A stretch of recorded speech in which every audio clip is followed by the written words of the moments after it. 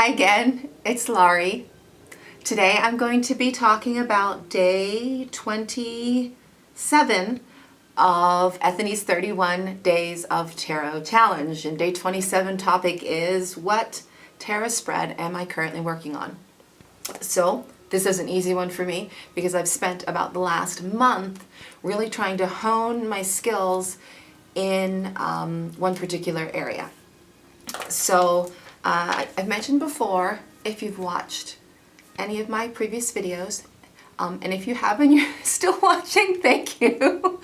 But in my previous videos, I've mentioned before that I am currently taking a course. I'm on hiatus right now between part 1 and 2, but I'm taking a tarot course, 2-card tarot combinations.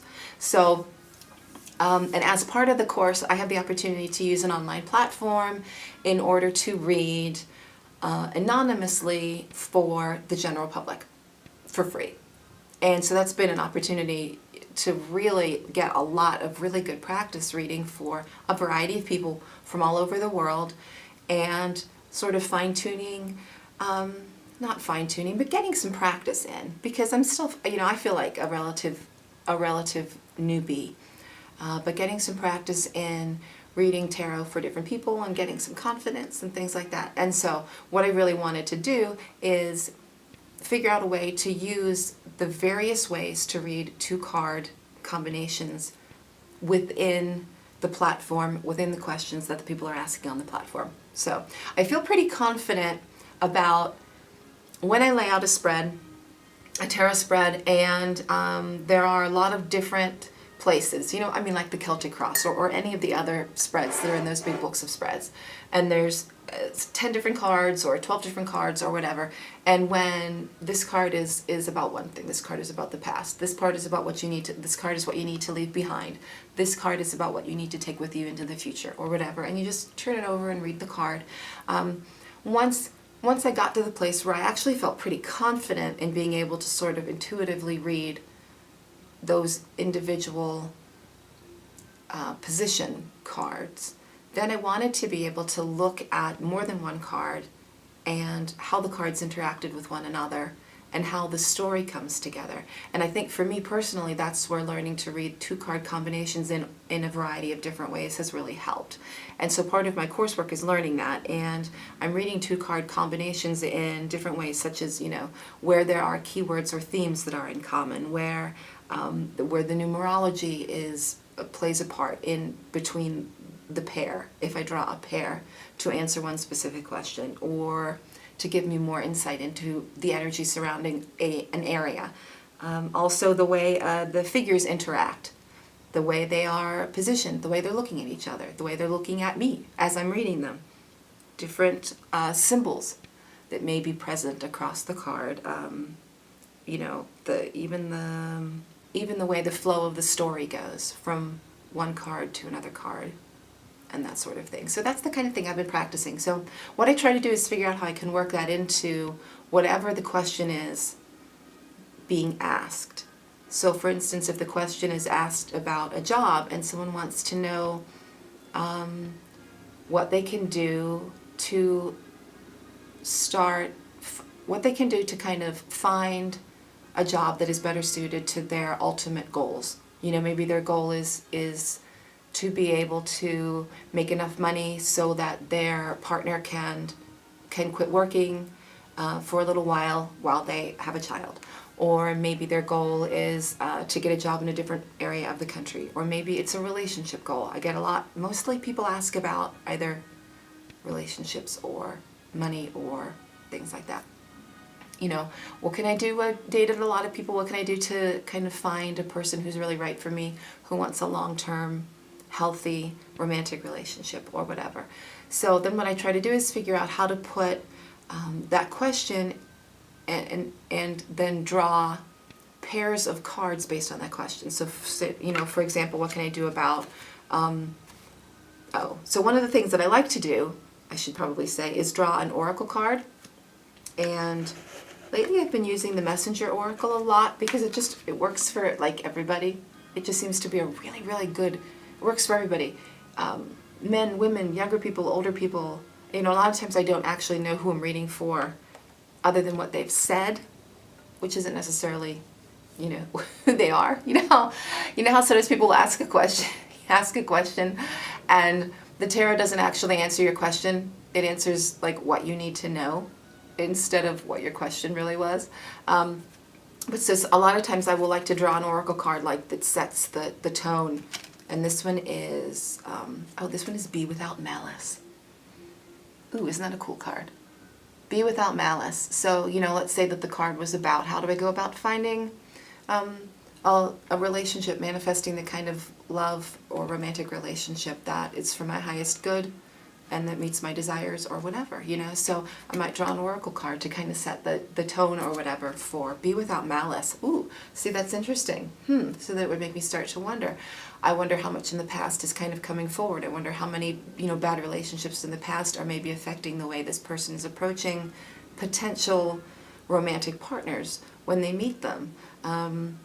Because if you just, just looking at that person, she's definitely, on the defensive. Okay, so then then I would draw, let's say I just drew a pair, and I'm working on stuff like just simple, very, very simple draws to answer questions, not necessarily massively complicated draws, but very simple ones. So what did I get? We got the High Priestess and the Seven of Swords. This is the Gilded Tarot, which I like to use for readings for the public. It's just really nice for whatever reason. I think it works for people. Okay, so let me see. So in my 2-card readings, I would then choose, kind of how, from amongst the techniques that I know, and this is me being a Virgo, but, I like to be really kind of organized and formatted. And I find that when I have something of a format, it frees me to then use my intuition within the safety of that format. And when I do that, and I'm in a practice of listening to my intuition, it also tells me when I should throw away the format and do something different. So for me, this really works, and it's not necessarily going to work for everybody because everybody's brain is wired differently, but this is the way my brain is wired. So one of the ways I really like to read, when I get a major and a minor together, one of my favorite techniques is the major is the why or the what that's going to happen, or that's the energy that's happening, the why or the what, and then the minor is the how. So for instance, if we were thinking about how this person can manifest a love relationship, and one of the things that kind of set the tone for the reading for me was this Be Without Malice oracle card. And now I get the High Priestess, which would sort of tell me the higher the what is, which is that maybe this person who's asking, really isn't listening to their intuition and going inside and listening to that quiet voice inside them, because maybe that's what they need to do. That's how I'm going to say it. What they need to do is listen to that inner voice and listen to their own intuition. How to do it? Seven of Swords. How to do it? Knowing what to leave behind and knowing what to take with me. That's the good one. That's the better one. So what do I need to leave behind from past relationships? What kind of hurts do I need to leave behind? What kind of internal dialogue from my own or from this person's own inner critic is still talking and is still saying things about past relationships that is affecting the person's ability to hear their own intuition about current potential relationships? What sort of things need to be left behind for good? Turn your back on. Take the things that are going to benefit you. Take the thought processes and the thinking and the type of self-talk that is in your best interest, and get rid of the self-talk that's not in your best interest anymore. Leave it behind. Let it go. Write it down on a piece of paper and burn it. Bury it somewhere in your yard. Just let those things go. And promise yourself that every time someone, maybe externally, like a family member or a friend, or even your internal dialogue, starts to remind you of those things that aren't serving you, those thought processes that did not work in the past and that are not working now, particularly ones where there's malice or where there's hurt feelings involved, or hard feelings, that sort of thing. Remember, those things are buried. Just take forward the things that are going to serve you, so that you're able to really tune into your own intuition and your own inner guidance you're able to get to that still space where you can just listen and hear what your higher wisdom has to tell you and what you already know that you want, if it wasn't for the fact that there were so many other thoughts and so much other mental noise going on, fueled by past hurts. So that might be, and then I would try to phrase that nicely.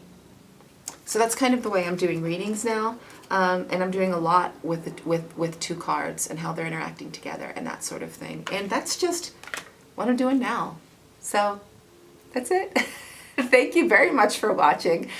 As you saw my whole stream of consciousness fluid process of how I would go about doing that. Maybe that was helpful. If not, I'm sorry. If it was, yay. So yeah, that's it. Thanks a lot, and I'll see you next time. Thanks for watching.